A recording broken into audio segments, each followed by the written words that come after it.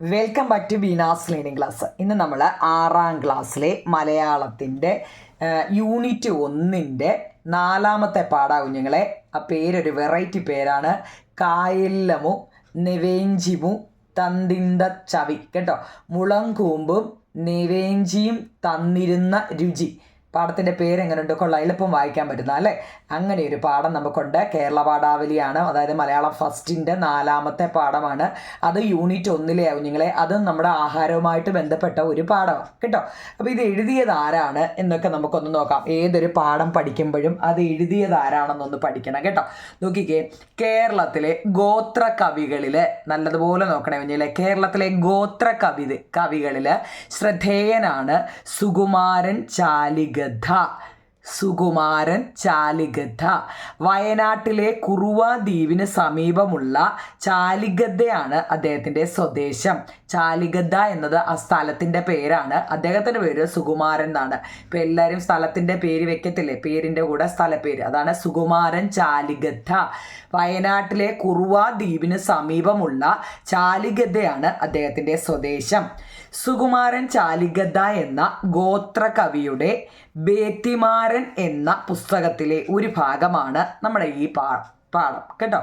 സുകുമാരൻ ചാലിഗദ്ദ എന്ന ഗോത്ര കവിയുടെ ബേത്തിമാരൻ, എല്ലാ പേരും വെറൈറ്റി അല്ലേ, ബേത്തിമാരൻ എന്ന പുസ്തകത്തിലെ ഒരു ഭാഗമാണ് നമ്മുടെ ഈ പാഠം. ബേത്തിമാരൻ എന്ന കുട്ടി സുകുമാരൻ ചാലിഗദ്ദ എന്ന കവിയായിട്ട് മാറിയ നമ്മുടെ ഈ സുകുമാരൻ ചാലിഗദ്ദയെ കുഞ്ഞുങ്ങളെ ഈ ബേത്തിമാരൻ എന്ന് പറയുന്നത് കേട്ടോ. ബേത്തിമാരൻ എന്ന കുട്ടി സുകുമാരൻ ചാലിഗദ്ദ എന്ന കവിയായി മാറിയ കഥ പറയുന്ന പുസ്തകമാണ് ഇത്. ഇതൊരു ആത്മകഥയാണ്. ഈ ബേത്തിമാരൻ എന്ന് പറയുന്നത് ആത്മകഥയാണ് കേട്ടോ. അപ്പോൾ അദ്ദേഹത്തെക്കുറിച്ച് ഏതൊരു പാഠം നിങ്ങൾ പഠിക്കുമ്പോഴും അത് എഴുതിയത് ആരാണെന്ന് നല്ലതുപോലെ അറിയണം കേട്ടോ. അദ്ദേഹം എവിടെ ഉള്ളത്, ആരാണ് കേട്ടോ. അപ്പോൾ ഇത്രയും ഓക്കെയാണോ കുഞ്ഞുങ്ങളെ? അതായത് കേരളത്തിലെ ഗോത്ര കവികളിൽ ശ്രദ്ധേയനാണ് സുകുമാരൻ ചാലിഗദ്ദ. വയനാട്ടിലെ കുറുവ ദ്വീപിന് സമീപമുള്ള ചാലിഗദ്ദയാണ് അദ്ദേഹത്തിൻ്റെ സ്വദേശം. സുകുമാരൻ ചാലിഗദ്ദ എന്ന ഗോത്ര കവിയുടെ ബേത്തിമാരൻ എന്ന പുസ്തകത്തിലെ ഒരു ഭാഗമാണ് ഈ പാഠഭാഗം. ബേത്തിമാരൻ എന്ന കുട്ടി സുകുമാരൻ ചാലിഗദ്ദ എന്ന കവിയായിട്ട് മാറിയ കഥ പറയുന്ന പുസ്തകമാണിത്. ഇതൊരു ആത്മകഥയാണ്. ഏതാ? ബേത്തിമാരൻ എന്ന് പറയുന്നത് ഒരു ആത്മകഥയാണ്. ഇതാ കുഞ്ഞുങ്ങളെ, ഇത്രയൊന്നും അറിയണേ. പിന്നെ നമ്മൾ പാഠഭാഗത്തെ ബേസ് ചെയ്ത് പറയുകയാണെങ്കിൽ ഗോത്രജീവിതം വരച്ചിടുന്ന പ്രകൃതിയുടെ പാഠപുസ്തകമാണ് സുകുമാരൻ ചാലിഗദ്ദയുടെ രചനകൾ കേട്ടോ. അപ്പോൾ അദ്ദേഹത്തെ കുറിച്ച് പറയാനാണെങ്കിൽ ഒരുപാടുണ്ട്. നമുക്ക് ടെസ്റ്റ് വായിച്ചിട്ട് അതിനകത്തിലെ ക്വസ്റ്റ്യൻ ആൻസറിലോട്ട് കയറാം. പാഠം ഒരു വെറൈറ്റി പേരാട്ടോ, കായല്ലമു നെവേഞ്ചിമു തന്തിന്ത ചവി അല്ലേ. മുളങ്കൂമ്പും നെവേഞ്ചിയും തന്നിരുന്ന രുചി. നമുക്ക് വായിക്കാം. കേരളത്തിലെ ആദിവാസികൾ നല്ല വൃത്തിയുള്ള ഭക്ഷണം കഴിക്കുന്നവരാണ്. ഇലക്കറികൾ, പുഴയിൽ നിന്നും പിടിക്കുന്ന മീനുകൾ, ഞണ്ട്, കാട്ടുചേമ്പ്, പുഴയുടെ ഉള്ളിലെ താള്, പിന്നെ കാട്ടുപഴങ്ങൾ, മുളങ്കൂമ്പ്, ഇതൊക്കെ നല്ല പോഷകമുള്ള ആഹാരമാണ്. മുള പൂക്കുന്ന സമയമുണ്ട്. അപ്പോൾ പോയി കൂമ്പ് തുള്ളി ചെറുതായി അരിഞ്ഞെടുക്കും. എന്നിട്ടത് ഉപ്പും മഞ്ഞളുമിട്ട് പുഴുങ്ങി അതിൻ്റെ വെള്ളം ഊറ്റിക്കളയണം, അല്ലെങ്കിൽ അതിൻ്റെ കട്ട് പോവില്ല. എണ്ണയൊഴിച്ച് കടുക് പൊട്ടിച്ച് ചെറിയ ഉള്ളി അങ്ങോട്ട് അരിഞ്ഞിട്ട് കറിവേപ്പിലയും കാന്താരിയും ഒക്കെ അങ്ങോട്ട് ഇട്ട് വേവിച്ച മുള ചേർത്ത് ഒന്നുകൂടി ഒന്ന് വേവിച്ചങ്ങോട്ട് കഴിക്കണം. പണ്ടുള്ളവർക്ക് വെളിച്ചെണ്ണയും ഉള്ളിയും ഒന്നുമില്ലായിരുന്നു. അവർ മൃഗങ്ങളുടെ നെയ്യിലാണ് വേവിച്ച മുളങ്കൂമ്പ് താളിക്കുന്നത്. സംഭവം മനസ്സിലാക്കിക്കൊണ്ട് വേണേ കുഞ്ഞുങ്ങളെ പോകാൻ. നെവേഞ്ചി എന്ന് പറയുന്ന ഒരു സാധനമുണ്ട്. ഞങ്ങളുടെ പ്രിയപ്പെട്ട ഭക്ഷണമാണത്. നെവേഞ്ചി വർഷത്തിൽ ഒരിക്കലേ കിട്ടുകയുള്ളൂ. പല വലിപ്പത്തിലും ഉണ്ടാവും. വേനൽക്കാലത്താണ് ഇത് കിട്ടുന്നത്. ഏപ്രിൽ മാസം തുടങ്ങുമ്പോൾ പുഴയിലെ വെള്ളം വറ്റില്ലേ, അപ്പോഴാണ് നെവേഞ്ചി കിട്ടുക. നമ്മുടെ ഈ പാഠത്തിലെ ഒരു ഇതാട്ടോ നെവേഞ്ചി. നോക്കിയേ, ഞങ്ങളുടെ ഊരിലൊന്നും അപ്പോൾ ആരും ഉണ്ടാവില്ല. എല്ലാവരും ഈ നെവേഞ്ചി പറക്കാൻ കാട്ടിൽ പോവും. സ്ത്രീയെന്നോ പുരുഷനെന്നോ ഞങ്ങൾക്ക് വ്യത്യാസമില്ല. സ്ത്രീകളും ഇത്തിരി പോന്ന കുട്ടികളും നെവേഞ്ചി മുങ്ങിയെടുക്കും. കൊണ്ടുവന്നിട്ട് ഉപ്പും മഞ്ഞളും ഇട്ടങ്ങോട്ട് പുഴുങ്ങും.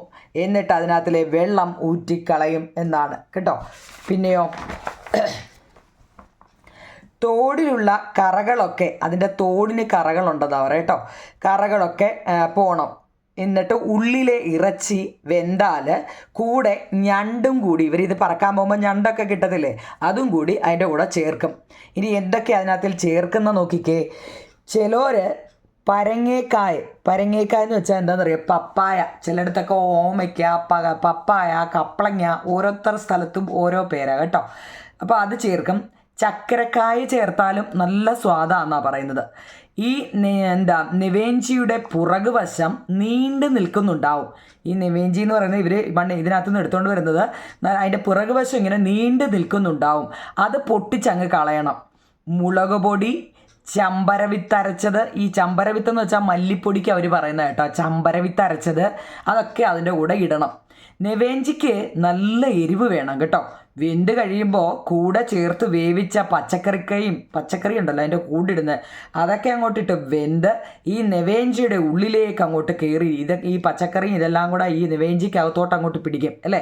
എന്നിട്ടോ ഇതങ്ങോട്ട് ചൂട് പോകുമ്പോഴേക്കും എന്ന് വെച്ചാൽ അതങ്ങോട്ട് വാങ്ങി അതിൻ്റെ ആ ചൂട് ആറുമ്പോഴേക്കും അതങ്ങോട്ട് കഴിച്ചു തുടങ്ങണം. ചോറിൻ്റെ കൂടെ അല്ലാതെ വെറുതെയും കഴിക്കാൻ ഇത് നല്ലതാണെന്നാണ് പറയുന്നത് കേട്ടോ. അവിടെ ഒരു പടം കൊടുത്തിട്ടുണ്ട്, കണ്ടോ, അവർ ഫാമിലി ആയിട്ട് എല്ലാവരുടെ വെള്ളത്തിൽ കിടന്ന് തപ്പി പറക്കുന്നുണ്ടോ കണ്ടോ ആദിവാസികളാണ് അവർ. നോക്കിക്കേ, അവരെല്ലാവരും അവിടെ കിടന്ന് തപ്പിപ്പറക്കുക. അപ്പം നമുക്ക് ഒന്നാമത്തെ ക്വസ്റ്റ്യൻ നോക്കിയാൽ നിങ്ങൾ, ഇത് ചെറിയൊരു ചാപ്റ്ററാണ് കേട്ടോ. ഈ പാഠഭാഗത്തിൽ പറഞ്ഞിരിക്കുന്ന ഭക്ഷണ വിഭവങ്ങൾ എന്തെല്ലാമാണ്? നമ്മുടെ ടെസ്റ്റിൽ തന്നെ ഇതിൻ്റെ എല്ലാ ആൻസറും കൊടുത്തിട്ടുണ്ട്. ഈ പാഠഭാഗത്തിൽ പറഞ്ഞിരിക്കുന്ന ഭക്ഷണ വിഭവങ്ങൾ എന്തെല്ലാം നമ്മുടെ ഫസ്റ്റ് പേജിൽ തന്നെ കൊടുത്തിട്ടുണ്ട്.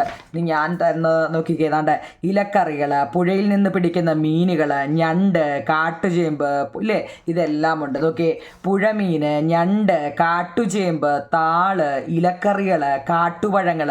പിന്നെ ഇവർ മുളങ്കൂമ്പ് വേവിച്ച ഒരു ഭക്ഷണവും നെവേഞ്ചി വേവിച്ച ഒരു ഭക്ഷണവും ഇവരുടെ ഒരു പ്രധാനപ്പെട്ടാണ് കേട്ടോ.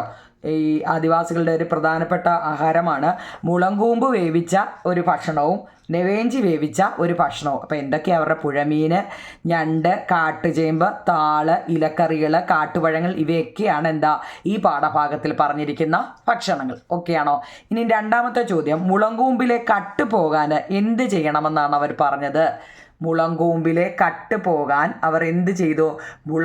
മുള പൂക്കുന്ന ഒരു സമയമുണ്ട്, ഈ മുള പൂക്കുന്ന ഒരു സമയമുണ്ട് കുഞ്ഞുങ്ങളെ. അപ്പോൾ അവർ പോയി കൂമ്പ് നുള്ളിയിട്ട് അരിഞ്ഞതെടുക്കും. എന്നിട്ട് അതിൽ ഉപ്പും മഞ്ഞളും ഇട്ട് പുഴുങ്ങി അതിൻ്റെ വെള്ളം അങ്ങ് ഊറ്റിക്കളയും. അതിന് ആ കട്ടെന്നാണ് പറഞ്ഞത്. അതിൻ്റെ ആ ആദ്യത്തെ വെള്ളം, നമ്മൾ ഈ ചീനിയൊക്കെ പുഴുങ്ങുമ്പോഴേ ചിലപ്പോൾ ആദ്യത്തെ വെള്ളം അത് ഊറ്റിക്കളഞ്ഞിട്ട് രണ്ടാമത്തെ വെള്ളം ഒഴിച്ചാൽ അന്നേരം പറയത്തില്ലേ, ചീനിക്ക് എന്തെങ്കിലും കട്ടുണ്ടെങ്കിൽ അതങ്ങ് പോവും, അല്ലെങ്കിൽ കയ്പുണ്ടെങ്കിൽ അതൊക്കെ അങ്ങ് പോകുമെന്ന് നിങ്ങൾ കേട്ടിട്ടുണ്ടോ? ചീനി പുഴുങ്ങിയത് കേട്ടിട്ടുണ്ടോ? ചീനി വേവിക്കുന്നതിലാണെങ്കിലും അതുപോലെ അല്ലേ എന്ന് പറയുന്ന പോലെ ഇതിനും എന്താണ്, അവർ ആ അരിഞ്ഞെടുത്തിട്ട് അതിൽ ഉപ്പും മഞ്ഞളവും ഇട്ട് നല്ലതുപോലെ പുഴുങ്ങിയെടുത്തിട്ട് ആ വെള്ളം അങ്ങ് ഊറ്റിക്കളയും. അങ്ങനെയാണ് അതിൻ്റെ കട്ടും എന്തെങ്കിലും വിഷാംശം വല്ലതും ഉണ്ടെങ്കിൽ അതും അങ്ങനെ അങ്ങ് പോകും. ഓക്കെയാണോ കുഞ്ഞുങ്ങളെ? വായിക്കാനൊക്കെ പറ്റുന്നുണ്ടല്ലോ. മൂന്നാമത്തെ, ഞങ്ങളുടെ ഊരിലൊന്നും അപ്പോൾ ആരും ഉണ്ടാവില്ല. അങ്ങനെ ഒരു ക്വസ്റ്റ്യൻ ഉണ്ട്. ഞങ്ങളുടെ ഊരിലൊന്നും അപ്പോൾ ആരും ഉണ്ടാവില്ല. കാരണം നെവേഞ്ചി പെറുക്കാൻ നെവേഞ്ചി പെറുക്കാൻ വേനൽക്കാലമാകുമ്പോൾ കുഞ്ഞുങ്ങൾക്കൊപ്പം എല്ലാവരും പോവും. കുഞ്ഞുങ്ങളൊപ്പം എല്ലാവരും എന്ന് വെച്ചാൽ ആരൊക്കെ ആ വീട്ടിലുണ്ടോ അതിനെല്ലാം തൂത്തുവാരിക്കൊണ്ടാണ് ഇവർ പോകുന്നത്. കാരണം എന്താ, ഇത് നുള്ളിപ്പറക്കാൻ അല്ലേ. ഒരാൾ പോയി ഒരെണ്ണം പറക്കുമെങ്കിൽ അത്രയാട്ടെ. നെവേഞ്ചി പെറുക്കാൻ വേനൽക്കാലമാകുമ്പോൾ കുഞ്ഞുങ്ങൾക്കൊപ്പം എല്ലാവരും പോകും. അപ്പോൾ ആദിവാസി ഊരിൽ ആരും ഉണ്ടാവുകയില്ല എന്നതാണ് മൂന്നാമത്തെ ചോദ്യം. ഓക്കെ ആണോ കുഞ്ഞുങ്ങളെ? മനസ്സിലാവുന്നുണ്ടല്ലോ? അടുത്ത നാലാമത്തെ ചോദ്യം, ഈ നെവേഞ്ചി പെറുക്കുന്നതിലെ പ്രത്യേകതകൾ എന്തെല്ലാമാണ്? നെവേഞ്ചി പെറുക്കുന്നതിലെ പ്രത്യേകത എന്ത്? സ്ത്രീയെന്നോ പുരുഷനെന്നോ ഭേദമില്ലാതെ വെള്ളം വറ്റിത്തുടങ്ങിയ പുഴയിലിറങ്ങി എല്ലാവരും ഈ നെവേഞ്ചി മുങ്ങിത്തപ്പിയെടുക്കും. നെവേഞ്ചി നെവേഞ്ചി അവരുടെ പ്രിയപ്പെട്ട ഭക്ഷണമാണ്. വേനൽക്കാലത്താണ് ഇത് കിട്ടുന്നത്. എല്ലാം ഇത് നല്ലപോലെ ആ കഥ അങ്ങ് വായിച്ചാൽ മതി നിങ്ങൾ. അതിനകത്ത് നമുക്ക് ക്വസ്റ്റ്യൻ ആൻസർ എഴുതാൻ പറ്റും കേട്ടോ. സ്ത്രീയെന്നോ പുരുഷനെന്നോ ഭേദമില്ലാതെ വെള്ളം വറ്റിത്തുടങ്ങിയ പുഴയിലിറങ്ങി എല്ലാവരും നെവേഞ്ചി മുങ്ങിത്തപ്പിയെടുക്കും. ഈ നെവേഞ്ചി അവരുടെ പ്രിയപ്പെട്ട ഭക്ഷണമാണ്. വേനൽക്കാലത്താണ് ഇത് കിട്ടുന്നത് അല്ലേ. അപ്പം എന്ത് ചെയ്തു? വേനൽക്കാലമാവാൻ നോക്കിയിരിക്കുക ഇവരിത് പറക്കാനല്ലേ. അടുത്ത അഞ്ചാമത്തെ ചോദ്യം, നെവേഞ്ചിയുടെ തോടിലെ അതിൻ്റെ പുറത്തെ ആ തോടുണ്ടല്ലോ അതിൻ്റെ കറ പോകാൻ വേണ്ടി ഇവരെന്താണ് ചെയ്യുന്നത്? നെവേഞ്ചിയിലെ പുറത്തെ തോടിൻ്റെ കറ പോകാൻ അവരെന്താണ് ചെയ്യുന്നത്? ഓക്കെ, നെവേഞ്ചിയുടെ കറ പോകാൻ ഉപ്പും മഞ്ഞളും, മഞ്ഞൾപ്പൊടിയൊന്നും ഇല്ലല്ലേ, മഞ്ഞളും ഇട്ട വെള്ളത്തിൽ അവർ പുഴുങ്ങും. എന്നിട്ട് ആ വെള്ളം അവർ ഊറ്റിക്കളയും. ഇങ്ങനെയാണ് നെവേഞ്ചിയുടെ കറ കളയുന്നത്. ചെറിയ ചെറിയ ക്വസ്റ്റ്യൻ ആൻസർ ആവും. നിങ്ങളെ കഥ കേൾക്കുമ്പോൾ തന്നെ നിങ്ങൾക്ക് അതിൻ്റെ ഇപ്പം ഞാൻ പറഞ്ഞപ്പോൾ തന്നെ നിങ്ങൾക്ക് കുറേയൊക്കെ മനസ്സിലായി കാണും അല്ലേ. നെവേഞ്ചിയുടെ കറ കളയാൻ ഉപ്പും മഞ്ഞളും വെള്ളത്തിലിട്ട് നല്ലതുപോലെ പുഴുങ്ങും. എന്നിട്ട് ആ വെള്ളം അങ്ങ് ഊറ്റിക്കളയും. ഇങ്ങനെയാണ് നെവേഞ്ചിയുടെ കറ കളയുന്നത്. എളുപ്പമല്ലേ? ഇനി അടുത്തൊരു ക്വസ്റ്റ്യൻ, നമ്മുടെ ടെസ്റ്റിലെ അടുത്ത ക്വസ്റ്റ്യൻ ആണ് വിവരണം തയ്യാറാക്കാൻ. നെവേഞ്ചിയുടെ രുചിയെക്കുറിച്ച് ഒരു വിവരണം തയ്യാറാക്കാൻ നമ്മുടെ ടെസ്റ്റിനകത്തിലെ അടുത്ത ക്വസ്റ്റ്യൻ. ഇതൊരു ചെറിയൊരു പാഠമാണ് കേട്ടോ. നെവേഞ്ചിയുടെ രുചി. നെവേഞ്ചി ശേഖരിക്കുന്നതും പാകം ചെയ്യുന്നതും സുകുമാരൻ ചാലിഗദ്ദ വിവരിച്ചിട്ടുണ്ട്. ലേഖനം വായിച്ച് അതിനെക്കുറിച്ച് നിങ്ങളുടെ ഭാഷയിൽ ഒരു വിവരണം തയ്യാറാക്കൂ എന്ന്. അതിനെക്കുറിച്ച് ഞാൻ നോക്കിക്കേ. നെവേഞ്ചി ഗോത്രവർഗ്ഗക്കാർക്ക് ഏറ്റവും പ്രിയപ്പെട്ട ഒരു ഭക്ഷണമാണ്. ഓരോ പോയിൻ്റായിട്ട് നിങ്ങൾ നമ്പർ ഇട്ടിട്ടൊക്കെ എഴുതി വെച്ച് എങ്ങനെ വേണമെങ്കിലും പഠിച്ചോണ്ടോ. ഒന്നാമത്തത്, നെവേഞ്ചി ഗോത്രവർഗ്ഗക്കാർക്ക് ഏറ്റവും പ്രിയപ്പെട്ട ഒരു ഭക്ഷണമാണ്. പിന്നെയോ, പുഴകളിലും വേനൽക്കാലമായാൽ പുഴകളിലും ജലാശയങ്ങളിലും ലഭിക്കുന്ന ജീവിയാണ് ഈ നെവേഞ്ചി എന്ന് പറയുന്നത്. വേനൽക്കാലമായാൽ പുഴകളിലും ജലാശയങ്ങളിൽ ലഭിക്കുന്ന ജീവിയാണ് നെവേഞ്ചി. ഇതിൻ്റെ ശരീരഭാഗം മുഴുവൻ തോടുകളിൽ പൊതിഞ്ഞ ഒരു ജീവിയാണ്. ശരീരം ഫുള്ള് തോടിനകത്ത് പൊതിഞ്ഞ ഒരു ജീവിയാണ്. സ്ത്രീകളും കുട്ടികളും പുരുഷന്മാരും എല്ലാവരും ചേർന്നാണ് ഈ നെവേഞ്ചി മുങ്ങിയെടുക്കുക. സ്ത്രീകളും കുട്ടികളും പുരുഷന്മാരും എല്ലാവരും ചേർന്നാണ് നമ്മുടെ ഈ നെവേഞ്ചി മുങ്ങി എടുക്കുക. ഉപ്പും മഞ്ഞപ്പൊടിയും ഇട്ട് ഇതിൻ്റെ കറ കളയുന്നു. തോടിനകത്തുള്ള ഇറച്ചി വെന്തു കഴിയുമ്പോൾ അതിൻ്റെ കൂടെ ഇവർ പറക്കാൻ പോകുമ്പോൾ ചെറിയ മീനും ഞണ്ടും അതും ഇതൊക്കെ കിട്ടുന്നുണ്ടോ കുഞ്ഞുങ്ങളെ? ആ ഞണ്ടും ഒക്കെ അതിൻ്റെ കൂടെ ചില ആൾക്കാരാണ് ഇട്ട് കൊടുക്കുന്നുണ്ട്, ചേർക്കും.